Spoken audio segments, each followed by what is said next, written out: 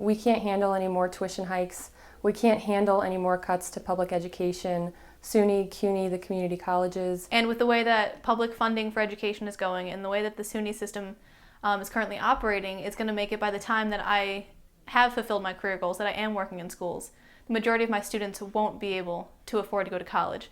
And at the salary I'll be making, I most likely will not be able to afford to send my own children to college. As a graduate assistant, I'm here just deeply concerned for not only myself as a student, but my students as well. The price of an education is going up and the quality of an education is going down. And so I'm here to kind of try and keep education affordable, not only for the students who are in class right now, but for future generations.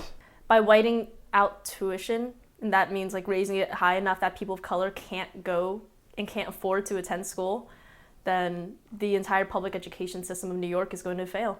We aren't at the table when they decide on policy for SUNY and CUNY, and really we've tried more diplomatic routes. We've tried petitions, we've tried, talking to people, and that doesn't seem to be working. They don't seem to be hearing us. If a student leaves college in debt, they're going to take the first job that they get. They're not going to have the freedom to explore things, the freedom to find out what they are good at and like to do. Student debt is this thing that essentially chains people to decisions that are outside of their control. My campus has seen program closures. Full-time faculty and staff have been fired.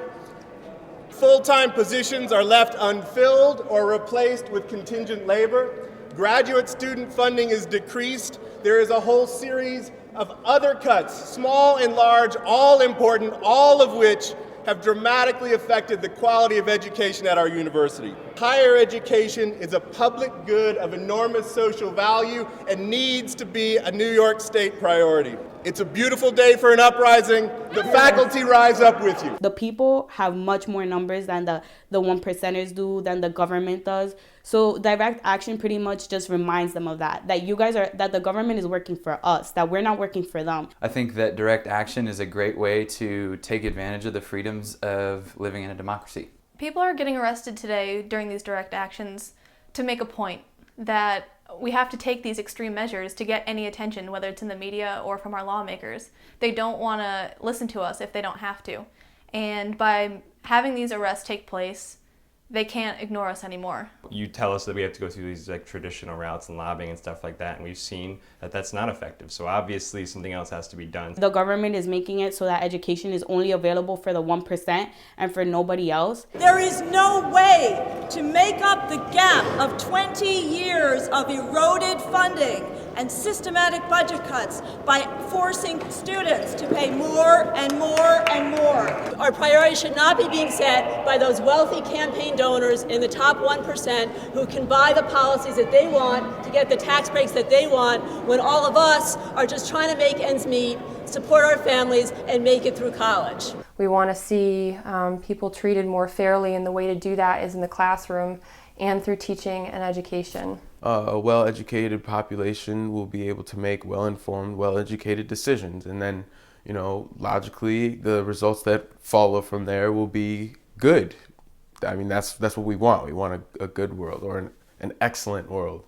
The world is getting more complicated, not less complicated, and that if we don't take action now and step up and really represent ourselves, the 1% will continue to dominate the narrative and make choices that aren't good for the American people. Education is really what gives people power to pretty much know what they want, to enlighten them, and honestly to liberate them. I mean, you can't really be liberated without education, so it's vital to every person. And I think education is beyond just learning skills for a job. I think education helps you to understand who you are as a person, what kind of person you want to be, and what kind of world you want to live in.